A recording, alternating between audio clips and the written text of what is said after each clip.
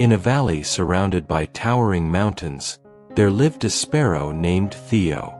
While other birds flitted about, racing from branch to branch, Theo sat quietly, perched high on a tree. The valley around him was alive.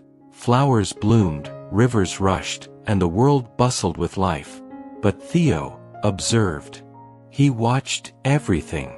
He knew which leaf would catch the first rays of the morning sun, and which path the wind would follow.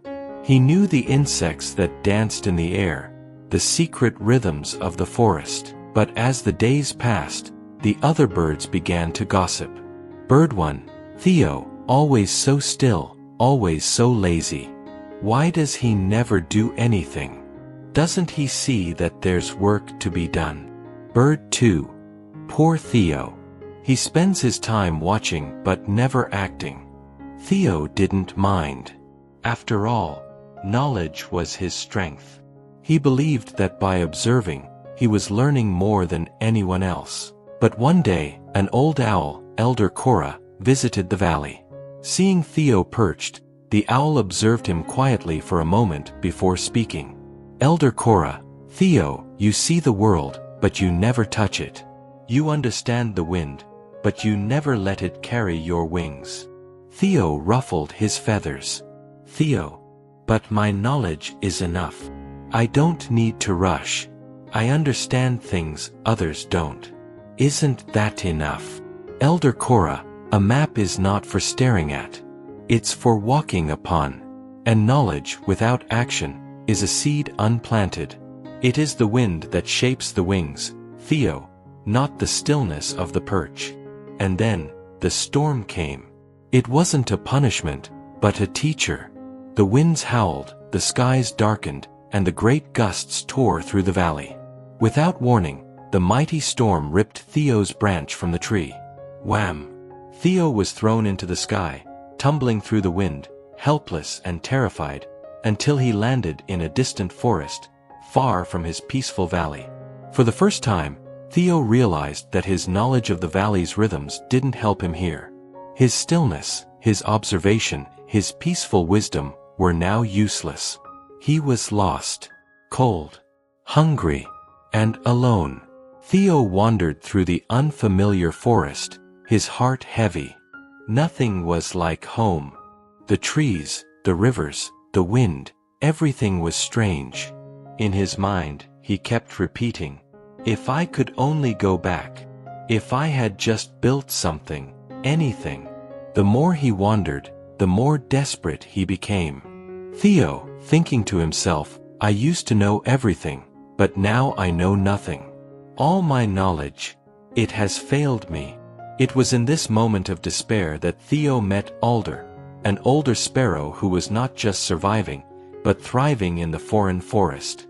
Alder was busy, but calm. He was building a nest, but not in haste. Each twig he placed seemed like a part of a bigger picture. Alder, you look lost, young one. Are you trying to find your way? Theo, I thought I knew everything, but here, I'm nothing. I have no map. I've never had to struggle like this. Alder, you knew how to observe, Theo, but you forgot how to do.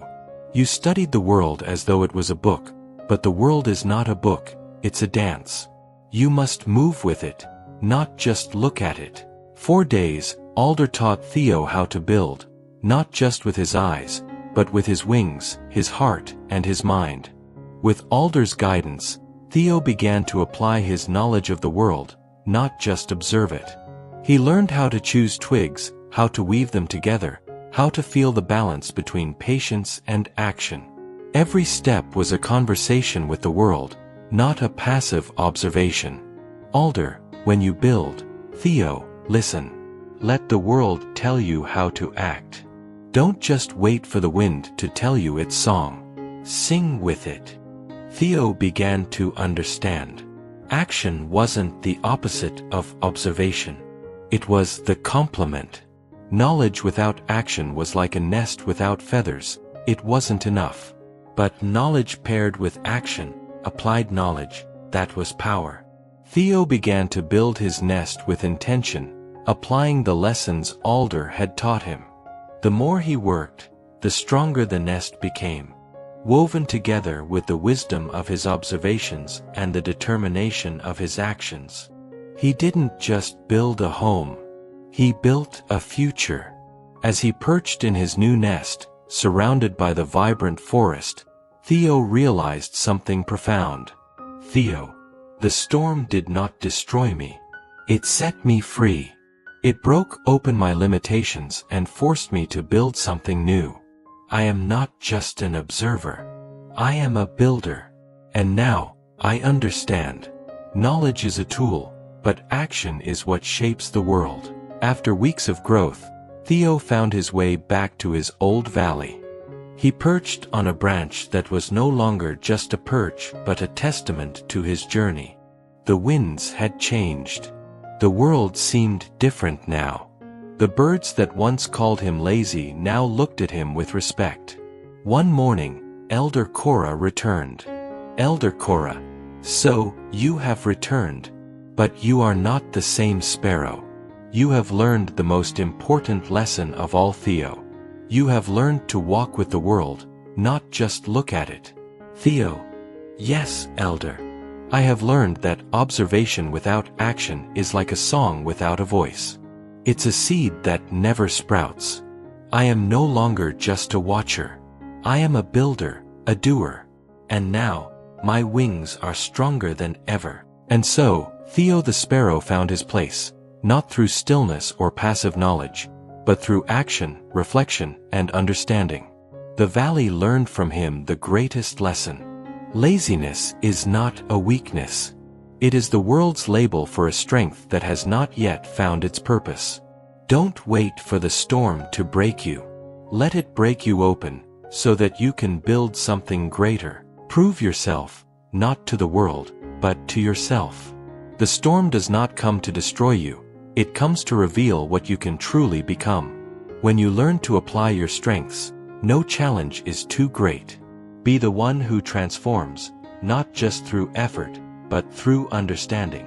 And in that transformation, you will find your true power.